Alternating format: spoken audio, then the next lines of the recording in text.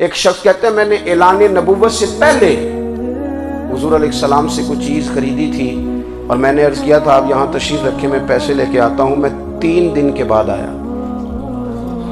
دیکھو یہ بات کرنی کتنی آسان ہے، بولنی کتنی آسان ہے، پر 3 دن یہاں میرے بھائی کو کسی شخص کو 2 گھنٹے انتظار کرنا پڑ جائے تو لوگ کہتے ہیں الانتظار اشد من القتل، یہ تو قتل سے زیادہ تکلیف والا معاملہ ہے منتظر رہنا کسی کا۔ کہتے 3 دن کے بعد میں آیا تو میرے رسول کریم وہیں تشریف فرمایا، بس اتنا فرمایا یار تم نے مجھے بڑی تکلیف میں ڈال دیا، 3 دن ہو گئے یہاں رکے ہوئے۔ تو حضور نے اپنے کردار کو، اپنے عمل کو، اپنے معاملات کو سب سے پہلے اپنی نبوت کی دلیل کے طور پر پیش کیا۔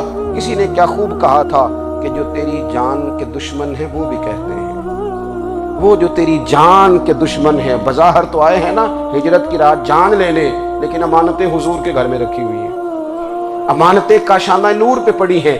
وہ جو تیری جان کے دشمن ہیں وہ بھی کہتے ہیں کہ امین تو ہے اور صداقت کی آبرو تو ہے، امین بھی تو ہے، صداقت کی آبرو تو ہے۔ تو پہلے کردار، پھر دوسری بات اللہ تعالیٰ نے اپنے محبوب علیہ السلام کو اپنا مطلق نائب بنا کر، اپنا محبوب اعظم بنا کر، ویسے ہی سارے انسانوں کے بارے میں کہا وَإِذْ قَالَ رَبُّكَ لِلْمَلَائِكَةِ إِنِّي جَاعِلٌ فِي الْأَرْضِ خلیفہ، میں زمین میں اپنا نائب بنانے والا ہوں۔ لیکن حضور علیہ السلام تو محبوب ہے نا، حضور کی نیابت تو محبوبیت کے درجے پر فائز ہے، تو رسول پاک کو رب کریم نے اس طرح کا بنا کے بھیجا کہ حضرت عبداللہ ابن رواحہ رضی اللہ تعالیٰ عنہ بیان فرماتے ہیں کہ اگر حضور کوئی معجزہ نہ بھی دکھاتے، نبی کریم علیہ السلام سے کوئی اعجاز لوگ نہ بھی دیکھتے، تو محبوب کا تو چہرہ ہی اس طرح کا تھا، لوگوں نے دیکھتے جانا تھا اور کلمہ پڑھتے جانا تھا۔ لیکن باوجود اس کے میرے رسول پاک کا اعجاز یہ ہے، کمال یہ ہے کہ حضور کبھی اشارہ کر دیں تو چاند 2 ٹکڑے ہو جائے، کبھی دعا مانگ دیں تو ڈوبا ہوا سورج واپس آ جائے، کبھی محبوب گزرنے لگے تو پتھر آپ پر سلام پڑے، کبھی حضور پہاڑ پر چڑھ جائیں تو پہاڑ وجد میں آ کر جھومنے لگے، محبوب کا کبھی نماز پڑھاتے ارادہ بن جائے تو اللہ تعالیٰ قبلے کا رخ ہی تبدیل فرما دے۔ کیا خوبصورت سوچ ہے اور کیا نظریہ دیتے ہیں بریلی کے امام، فرماتے ہیں اجابت کا جوڑا عنایت کا صحرا دلہن بن کے نکلی دعائے محمد، اور اجابت نے جھک کر گلے سے لگایا بڑی ناز سے جب دعائے محمد۔ دیکھو خدا کی رضا چاہتے ہیں دو عالم، خدا چاہتا ہے رضائے محمد صلی اللہ تعالی علیہ وسلم۔ اور ایک مقام پہ فرماتے ہیں نائب دست قدرت پہ لاکھوں سلام، نائب دست قدرت پہ لاکھوں سلام۔ تو اللہ تعالیٰ نے نبی پاک صلی اللہ تعالی علیہ وسلم کو جو اعجاز۔ پھر ایک اور بات، حضور امی ہے، دنیا میں آ کر محبوب نے کسی سے پڑھا ہی نہیں، میرے محبوب نے جتنا پڑھا ہے رب کریم سے ہی پڑھا ہے۔ الرحمن علم القرآن خلق الانسان، رحمان نے قرآن سکھایا پھر انسان بنایا۔ اللہ تبارک و تعالیٰ کی بارگاہ کرم سے حضور نے لیا۔ رسول کریم امی ہیں، یہ بھی حضور کی نبوت پر ایک بڑی دلیل۔ دیکھو ایک ہوتا ہے کوئی آدمی بچپن سے کسی چیز سے شغف رکھے اور جب اس کی عمر بڑی ہو جائے تو کہتے ہیں اس کا تجربہ بڑا ہو گیا ہے، یہ پہلے کوئی شعر کہتا تھا، کوئی ادبی جملہ کہتا تھا، تو اب اس کی یہ کام کرتے کرتے عمر بڑی ہو گئی ہے تو رسوخ حاصل ہو گیا۔ 40 سال کی عمر مبارک تک نبی کریم نے ایک شعر بھی نہیں کہا۔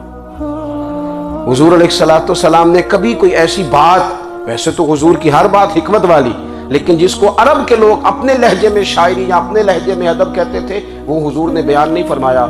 لیکن جب 40 سال کی عمر میں اعلان نبوت کیا تو پھر بڑے بڑے فصیح و بلیغ، بڑے بڑے سیانے طفیل بن عمر کہتے ہیں کہ اس شخص کو بھی میں نے دیکھا جسے بڑا ناز تھا اپنی فصاحت اور بلاغت پر، اور جب وہ حضور کے پاس آیا اور اس نے آ کے کچھ باتیں کی تو محبوب خاموشی سے سنتے رہے، اور جب وہ چپ کر گیا تو میرے کریم نے صرف سورہ فاتحہ پڑھی۔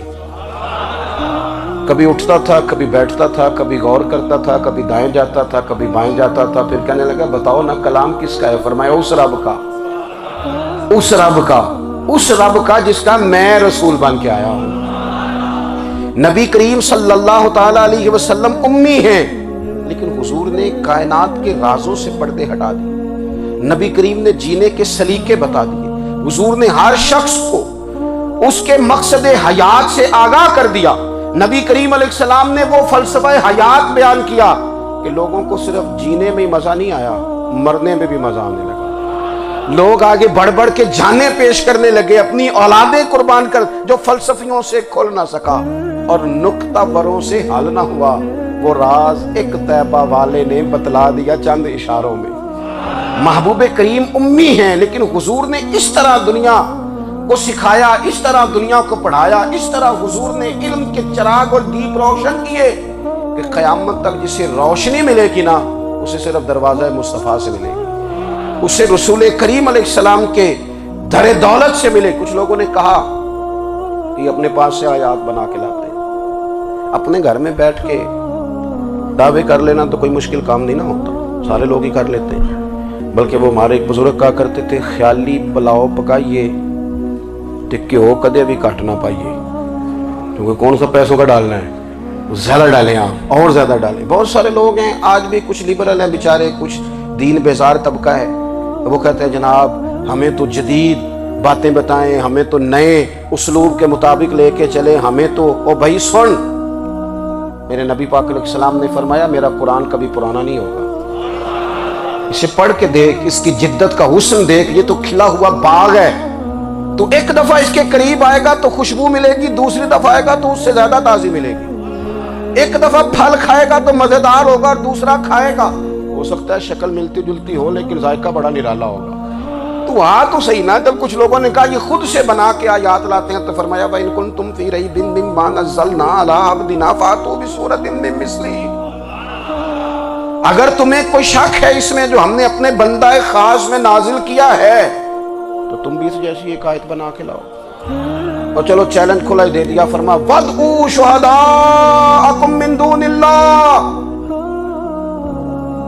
اللہ اور اللہ والوں کو چھوڑ دو، تفسیری ترجمہ عرض کر رہا ہوں، یعنی صحابہ کو چھوڑ دو، حضور کے ماننے والوں کو چھوڑ دو، باقی ساری دنیا کے کافر اکٹھے ہو جاؤ، ایک آیت بس قرآن جیسی لے کے آؤ، ایک آیت لے کے آؤ. ان کنتم صادقین، اگر تم سچے ہو. جوانوں سنو، کہا ایک آیت.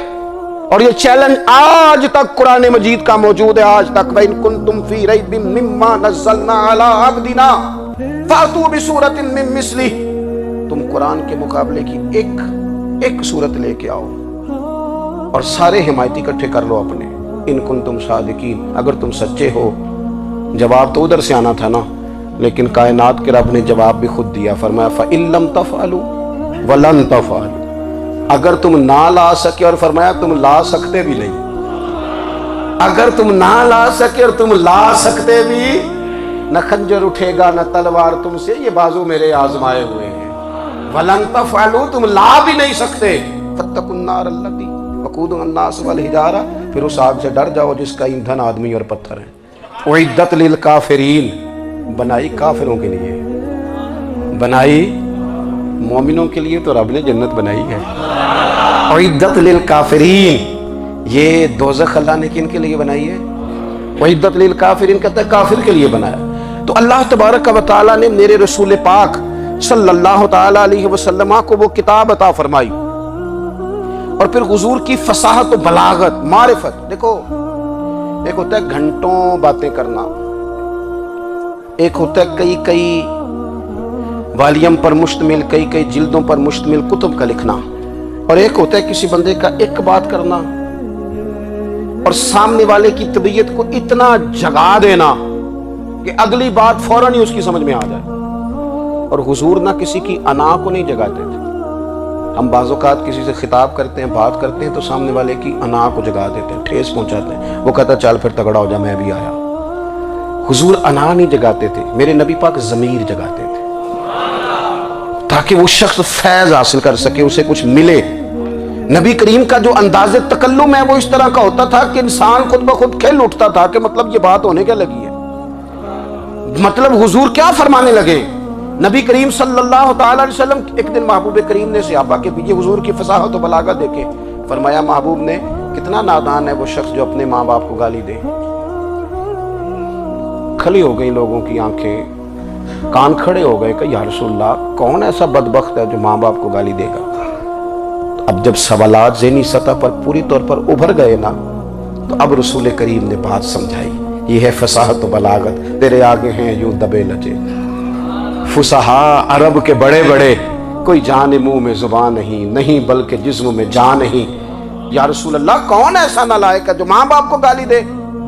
اب جب ذہنی سطح یہاں تک ابھر آئی تو اب حضور نے سمجھایا، فرمایا جب تم کسی کے ماں باپ کو گالی دو گے نا تو وہ بھی تو جواب میں تمہارے ماں باپ کو دے گا نا. تو فی نفس ہی یہ تم نے خود ظلم کیا ہے اپنے ماں باپ پر.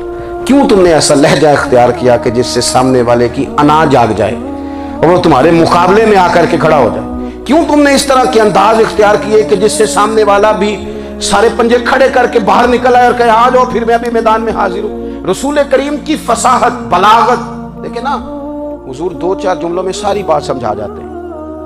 ایک حدیث پاک اگر ہماری سمجھ میں آ جائے، ایک روایت نبی پاک صلی اللہ تعالی علیہ وسلم نے فرمایا خوبصورت مسلمان وہ ہے جو بے مقصد باتوں کو چھوڑ دے.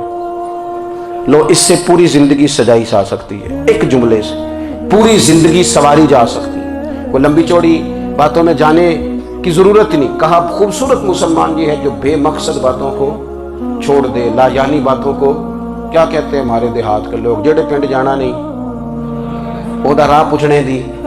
لیکن آج کل لوگ باز آندے یعنی جس بات کا بالکل تعلق نہیں نا وہ بات بھی کرتے جاتے ہیں، جس کا شعبہ ہی نہیں وہ بھی چھلانگ لگا لگا کے اس میں آ جاتا ہے. ہم اپنا وقت ضائع کرتے ہیں، اپنی صلاحیتیں ضائع کرتے ہیں، اپنا نقصان کرتے ہیں. ہم اپنا کام صحیح کر کے نہیں کرتے اور دوسری ساری دنیا کو ٹھیک کرنا چاہتے ہیں. او بھائی آپ جس جگہ جس شعبے سے تعلق رکھتے ہیں آپ اپنے معاملات میں مضبوطی پیدا کریں. حضور نے اپنی فصاحت کے ساتھ بلاغت کے ساتھ لوگوں کو قائل کیا اور قرآن مجید کی تاثیر کا یہ اثر میرے کریم رسول نے دکھایا کہ رات کو جب حضور بیٹھ کے قرآن پاک پڑھتے تھے نا،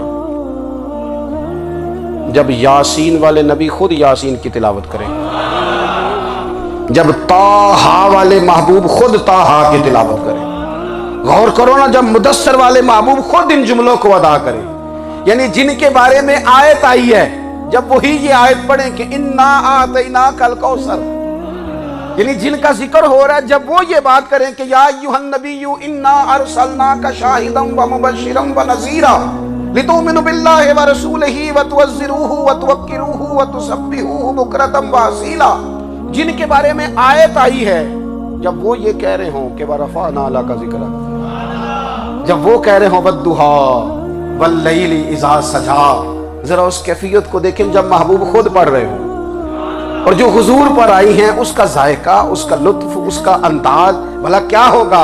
حضور جب رات کو پڑھتے تھے نا قرآن پاک تو جو پکے کافر تھے نا ابو جہل جیسے لوگ وہ بھی جھاڑیوں میں چھپ چھپ کے مدینے والے کی تلاوت سنا کرتے تھے، حضور کی تلاوت سنا کرتے تھے. یہی بہتر ہے کہ پردوں میں وہ پردہ پوش رہے، وہ اگر پردے ہٹا دے تو کسے ہوش رہے. رسول کریم علیہ السلام کی تلاوت کا سننا، قریب جانا یہ اعجاز ہے. حضرت فاروق اعظم کہتے ہیں میں طبیعت کا بڑا ڈاڈا تھا، مزاج کا بڑا سخت تھا، زندگی ہمیشہ ڈٹ کر گزاری، باتوں پر کھڑا رہنا آتا تھا، پر جب میری بہن نے مجھے چند آیتیں سنائی نا تو میں تڑپ ہی گیا. گھروں آیا سا مار مقامنے نو، ہن مینو مار دے لے چلو، اوے متے عمر دی عمر برباد ہو جائے جتھے عمر سوار دے لے چلو. یہ اعجاز ہے رسول کریم صلی اللہ تعالی علیہ وسلم پر نازل ہونے والی کتاب کا. پھر حضور نے خبریں دی، نبی پاک نے خبریں دی. حضور نے فرمایا روم فتح ہوگا، وہ ہوا. نبی کریم علیہ السلام نے فرمایا شام فتح ہوگا تو شام فتح ہوا. فرمایا ایران فتح ہوگا تو ایران فتح ہوا. سراقہ بن مالک کہتے ایک گاؤں پر بھی مسلمانوں کی حکومت نہیں تھی. ایک گاؤں پر حضور مکہ مکرمہ سے نکل رہے تھے، مدینہ طیبہ تشریف لے جا رہے تھے، ابھی راستے میں تھے. میں 100 سرخ اونٹوں کے لالچ میں معاذ اللہ حضور کو گرفتار کرنے پہنچ گیا. محبوب نے حکم دیا، حضور کا معجزہ میں نے آنکھوں سے دیکھا، میرا گھوڑا زمین میں دھستا چلا گیا. میں نے معافی مانگی، حضور نے معاف کر دیا. میں نے سمجھا اچانک ہو گیا ہے. یہ منوانا بھی بڑا مشکل کام ہے. شجر و حجر پہچان گئے، انسان کی نظروں میں شاکی رہا. یہ کچھ ایسے لوگ ہیں جن کو منوانا توبہ توبہ، ماننے کو تیار نہیں، دیکھ دیکھ کے بھی ماننے کو تیار ہے نہیں ماننے کو تیار ہی نہیں. کہتے ہیں کہ میں نے پھر چاہا آگے بڑھنا تو پھر زمین کے اندر میرے گھوڑے کے پیر دھنسنے لگے, پھر معافی مانگی. کریم تیرے معاف کرنے کی ادا پہ بھی قربان جائیں. یہ نہیں فرمایا کہ تو بار بار یوں ہی کرتا ہے, فرمایا معافی مانگتا ہے, جا میں نے معاف کیا. کہتے ہیں 3 دفعہ میں آگے بڑھا, 3 دفعہ حضور نے معاف کیا تو مسکرا کے فرمانے لگے تو یہاں مجھے گرفتار کرنے آیا ہے, وہ کیسر روم کا علاقہ پتہ ہوگا, وہ کنگن جو پہنتا ہے نا ہاتھوں میں, بادشاہ کے کنگن معروف ہیں, وہ تیرے ہاتھوں میں آئیں گے. اللہ کرے آپ سمجھیں. یہ جو لوگ ڈری ڈری سہمی اور ہمارے بچے مایوسی کی معاذ اللہ باتیں کرتے ہیں, وہ دیکھیں حضور کس طرح کی گفتگو فرماتے ہیں. ابھی ایک گاؤں پر بھی اسلام کی حکومت نہیں, لیکن حضور کا خبر دینے کا انداز. کریم فرمانے لگے وہ کیسر روم کے جو کنگن ہوں گے وہ تیرے ہاتھوں میں آئیں گے. جناب سراقہ بن مالک فرماتے ہیں کہ میں مسلمان ہو گیا, حضور کا وصال ہو گیا, کنگن نہیں آئے. حضرت ابوبکر صدیق کا وصال ظاہری ہو گیا, کنگن نہیں آئے. جناب عمر کا دور آ گیا, سراقہ بوڑھے ہو گئے. کوئی بندہ پوچھتا نا کہ اب تو عمر ڈھل گئی ہے, زندگی کا پتہ نہیں, کہنے لگے نہیں میں نہیں جاتا, جب تک کنگن نہیں آتے اسرائیل کوئی نہیں آئیں گے.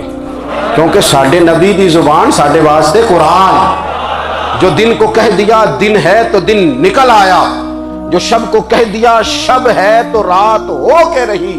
اور خدا نے ان کی زبان کو وہ اختیار دیا, جو نکلی منہ سے ان کے وہ بات ہو کے رہی. اور فاضل بریلوی کا تو انداز ہی پھر انوکھا ہے نا, وہ تو کہتے ہیں وہ زبان جس کو سب کن کی کنجی کہے, جس کو سب کن کی کنجی کہیں, اس کی نافذ حکومت پہ لاکھوں سلام. کہنے لگے نہیں آتے حضرت اسرائیل, فکر نہ کرو, بوڑھے ہو گئے تھے, نکلنا گھر سے بند کر دیا تھا. حضرت عمر کا دور تھا, کنگن آ گئے.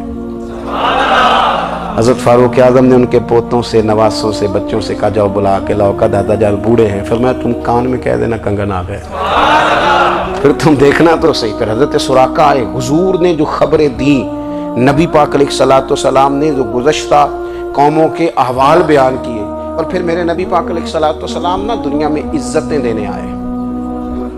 عزتیں, یہ مزاج ہمیں کم کرنا چاہیے. یہ جو ہم ساری زندگی اس کام میں لگا دیتے نا, کسی کو نیچا کیسے دکھانا ہے, یہ انداز حضور نے نہیں ہمیں دیا. آپ دیکھو حضور تشریف لائے تو ہمیں پتہ چلا کہ حضرت یوسف جیسا سونا کوئی نہیں. حضور تشریف لائے تو ہمیں پتہ چلا کہ حضرت داؤد جیسی خوبصورت آواز کسی کی نہیں. حضور تشریف لائے تو ہمیں پتہ چلا کہ جناب عیسیٰ علیہ السلام کا فقر اختیاری کس طرح کا تھا. محبوب تشریف لائے تو ہمیں پتہ چلا کہ حضرت موسیٰ کا جلال کس طرح کا تھا. یہ تو حضور آئے تو نبی پاک علیہ السلام نے اس کی بھی عظمت بیان کی, اس کی بھی شان بیان کی. حضور نے بتایا کہ ابوبکر صدیق کی شان کیا ہے, فاروق اعظم کا مرتبہ کیا ہے, عثمان غنی کی حیا کیا ہے, مولا علی کی شجاعت کیا ہے, اہل بیت نبوت کی عظمت کیا ہے.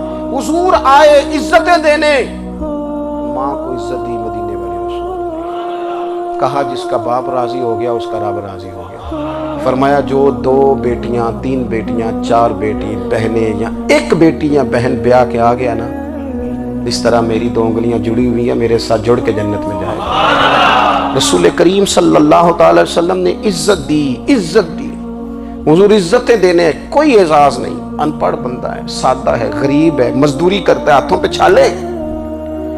یا رسول اللہ اس کا بھی کوئی اعزاز ہے؟ قربان جائیں, میرے کریم نے عزت دی. فرمایا محنت کر کے روزی کمانے والا تو اللہ کا دوست ہے. یہ اینٹیں اٹھانے والا, یہ مشقتیں کرنے والا, یہ صبح دیہڑی پہ جانے والا, یہ بیچارہ جو اچار سے روٹی کھاتا ہے, تو نے ہر شخص کی قسمت میں یہ عزت لکھی اور آخری خطبے کی صورت میں وصیت لکھی. رسول کریم نے ہر بندے کو اعزاز دیا, عظمتیں دی. حضور عزتیں دینے آئے.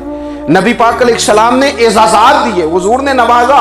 یہ ساری چیزیں میرے رسول پاک کی تشریف. اور پھر یہ جو حضور کے صحابہ اور اہل بیت ہیں نا, یہ بھی میرے نبی پاک کی نبوت کی دلیل ہے. اتنی جلدی انقلاب آیا نہیں کرتے. وہ کل تک جو رہزن تھے حضور نے راہبر بنا دیے. وہ لوگ جو کل تک ایک دوسرے کے گلے کاٹ کے کھاتے تھے, ایک دوسرے کو مارتے تھے, تکلیف پہنچاتے تھے, برادری ازم پہ لڑتے تھے, حضور نے بھائی بھائی بنا دیے. ایک پلیٹ میں کھانا کھانے لگے, سیدنا بلال حبشی, صہیب رومی, سلمان فارسی. حضور نے یوں کر کے ملا دیا. نبی کریم علیہ السلام نے تقسیمیں ختم کر دی دنیا. حضور کے صحابہ نے اپنا کردار اس طرح کا دکھایا، اتنا بلند کیا، اور صحابہ کرام علیہم رضوان اس کو دیکھ کر اتنی بلندیوں پہ گئے کہ گواہیاں اللہ کا قرآن دیتا ہے۔ فرمایا محمد الرسول اللہ والذین معہ اشداء علی الکفار رحماء بینہم تراہم رکعا سجدا یبتغون فضلا من اللہ ورضوانا۔ فرمایا یہ جو میرے محبوب کے ساتھ والے ہیں کافروں پر سخت ہیں، آپس میں نرم دل ہیں، تم جب بھی انہیں دیکھو گے سجدے کرتے دیکھو گے، رکوع کرتے دیکھو گے، تم انہیں دیکھو گے اللہ کی رضا کے متلاشی ہیں۔ انہیں ساری مادہ پرستی سے نکال کر محبوب نے رب کی رضا کے رستے پہ ڈال دیا۔ میرے نبی کریم سید عالم صلی اللہ تعالیٰ علیہ وسلم کی نبوت کے دلائل کے طور پر یہ ساری چیزیں آئیں۔ بس میں بات سمیٹنے لگا ہوں۔ حضور کا جو اخلاق ہے نا، وہ بھی نبی کریم علیہ السلام کی نبوت کی بہت بڑی دلیل ہے۔ وَإِنَّكَ لَعَلَىٰ خُلُقٍ عَظِيمٍ، محبوب ہم نے آپ کو نا خلق عظیم کا مالک بنایا ہے۔ کچھ لوگ سمجھتے ہیں صرف آپ کا بولنے کا انداز ٹھیک ہو تو آپ با اخلاق ہیں۔ نہیں بھائی، بولنے کا انداز ٹھیک ہونا با اخلاق نہیں، سچ بولنا اخلاق کی علامت ہے۔ آپ کا حق بات کرنا اخلاق ہے، آپ کا صحیح گواہی دینا اخلاق ہے، آپ کا اللہ تعالیٰ کی طرف سے آزمائش آنے پر صبر کا مظاہرہ کرنا اونچا اخلاق ہے۔ رب نعمت دے تو آپ کا وجود ڈھلتا جائے شکر میں، یہ اخلاق ہے۔ رب کریم اگر آپ کو کسی وقت کسی آزمائش میں اپنی حکمت سے ڈالتا ہے تو عزت نفس کو برقرار رکھنا، خودداری کو برقرار رکھنا، یہ اخلاق۔ نبی پاک نے اعلیٰ ترین اخلاق کی بات بتائی، اعلیٰ ترین۔ حضور نے لوگوں سے بیعت لیتے وقت کہا تھا میرے ہاتھ پر بیعت کرو، چوری نہیں کرو گے۔ نبی پاک علیہ السلام نے مختلف امور پر بیعت لی۔ حضرت حکیم بن حزام کہتے ہیں حضور نے میرے ہاتھ پہ ہاتھ رکھ کے کہا میرے ہاتھ پہ ہاتھ رکھ کے بیعت کرو کہ کسی دنیا دار سے سوال نہیں کرو گے، خودداری سے زندگی گزارو گے، عزت نفس جو رب نے تمہیں دیا ہے تم اس پر راضی رہو گے۔ لوگوں کی جیبوں کو ٹٹولنا، دوسروں کی دولتوں پہ راج کرنا، دوسروں کے مال پر نگاہیں ڈالنا اللہ کے حبیب نے پسند نہیں فرمایا۔ میں بیعت کرو کہ تم کبھی کسی سے سوال نہیں کرو گے۔ حد ہو گئی۔ نبھانے والوں نے پھر اس عہد کو نبھایا اور کمال کر دی۔ حضرت حکیم بن حزام گھوڑے پہ بیٹھے تھے، ہاتھ میں درہ تھا، وہ زمین پہ گر گیا، قریب غلام کھڑا تھا۔ حضرت حکیم بن حزام خود گھوڑے سے اترے، درہ اٹھایا، دوبارہ گھوڑے پہ بیٹھے۔ غلام عرض کرنے لگا حضور مجھے بتا دیتے، میں اٹھا کے دے دیتا۔ آنکھیں چمک اٹھیں، فرمانے لگے کیسے بتا دیتا؟ اپنے رسول سے وعدہ کیا ہے کبھی کسی سے سوال نہیں کروں گا، کبھی سوال نہیں کروں گا۔ اللہ کے محبوب نے ہمیں اعلیٰ اخلاقی قدروں کی بات ہمیں سکھائی ہے۔ ہم دیکھتے ہیں کہ بڑی جلدی 2 4 5 لوگوں کے غصہ دلانے پر ہم ساری اخلاقی حدوں کو کراس کر جاتے ہیں۔ دوستو ہمارا ایک ویژن ہونا چاہیے، ہمارے ذاتی رویے بڑے معتبر ہونے چاہیے، لین دین کے معاملات کے اندر مسلمانوں کو بڑا صاف ستھرا ہونا چاہیے۔ ہمیں اپنی معاشی زندگی میں روزمرہ کے معاملات میں ہماری توجہات کا مرکز صرف اللہ رسول کی ذات ہونی چاہیے۔ رب کریم نے اپنی حکمت سے کسی کو کتنا دیا ہے یہ اس کی حکمت کے تقاضے ہیں۔ ہمیں اس نے جس رنگ میں جس حال میں رکھا ہے ہمیں اپنے رب کی رضا پر بہت زیادہ مطمئن ہونا چاہیے۔ اچھا پھر ایک اور بات، جن چیزوں کو ہم نے دکھ بنایا ہے نا یہ تو وہاں دکھ تھا ہی نہیں۔ مہینہ مہینہ چولہا نہیں جلا، لیکن کسی جگہ اظہار غربت ہے، حضور کی اولاد پاک کا یا صاحب کا یا ازواج کا۔ مہینہ مہینہ چولہا نہیں جلا، لیکن یہ اخلاق عالیہ کا حسن دیکھو، اپنے گھر مہینہ مہینہ چولہا نہیں جلا، جو مانگنے آیا اسے جھولی بھر کے عطا فرمایا، کوئی دروازے سے خالی نہیں گیا۔ عزیز بھائی، اگر زندگی میں اخلاقی قدریں ہم اپنا لیں اور ہم تھوڑا تھوڑا کر کے اپنے آپ کو تبدیل کریں، ساری زندگی توجہ رہی کہ فلاں کیا کر رہا ہے فلاں کیا کر رہا ہے، تھوڑا سا گردن کو جھکا کے اپنے اوپر توجہ ڈالیں، اپنے آپ کو وقت دیں۔ حضور کے اخلاق عالیہ کی روشنی میں، تعلیمات حسنہ کی روشنی میں ہم اپنے کردار و عمل پر تھوڑی توجہ دیں۔ اس وقت بہت بڑی تعداد میں امت مسلمہ ہے، اور ایسا نہیں ہے کہ دولت نہیں ہے، دولت سے بھی سرشار ہیں۔ ہمارے ہاں بڑے بڑے انجینئر ہیں، بڑے بڑے ڈاکٹر ہیں، لیکچرار ہیں، ہمارے پاس بڑے بڑے ہاسپٹل ہیں، بڑا کچھ ہے، لیکن کردار و عمل کے بادشاہ، اپنی زندگی تقوی کی روشنی میں گزارنے والے ان لوگوں کی تعداد کم ہے۔ اگر کوئی آج بھی سارے کام نیک کرے لیکن جائیداد میں سے بیٹی کا حق رکھ جائے، پھر اس نے کیا میلاد منایا ہے؟ اگر آج بھی جو 2-4 لوگ بیچارے اس کے زیر دست ہیں، ملازمین ہیں، ان کے ساتھ اس کا رویہ انتہائی سخت ہو تو اس نے کیا میلاد منایا؟ اگر آج بھی وہ برادری ازم کی بنیاد پر دوستیاں کرے اور چھوٹے بڑے کی وہ تقسیم رکھے، جسے حضور نے فرمایا کہ قبیلے تو تعارف کے لیے، ورنہ کسی عربی کو اجمی پر، گورے کو کالے پر کوئی فضیلت نہیں، اگر کوئی آج بھی اس برادری ازم کا قائل ہے پھر اس نے کیا میلاد منایا؟ اگر کوئی شخص آج بھی اپنے آپ کو مادہ پرستی میں پوری طرح دھکیل چکا ہے اور رضا الہی کا مسافر نہیں بنا تو اس نے کیا میلاد منایا؟ اپنی طبیعتوں میں روحانی تبدیلی اور وہ خاص افکار جو حضور اپنے غلاموں میں پیدا فرماتے، ان افکار کو پیدا کرنا، سوچوں کو بدلنا، سوچوں کو، نظریات کو بدلنا، اپنے روزمرہ کے معاملات کا جائزہ لینا کہ ہم کس طرح آگے بڑھ سکتے ہیں اور کس طرح ہم ایک بہترین امتی اور ایک بہترین مسلمان بن سکتے ہیں، اس پر توجہ دینا یہ میلاد ہمیں سبق دیتا ہے۔ اللہ تعالیٰ مجھے اور آپ کو عمل کی توفیق عطا فرمائے۔ آخر دعوانا ان الحمدللہ۔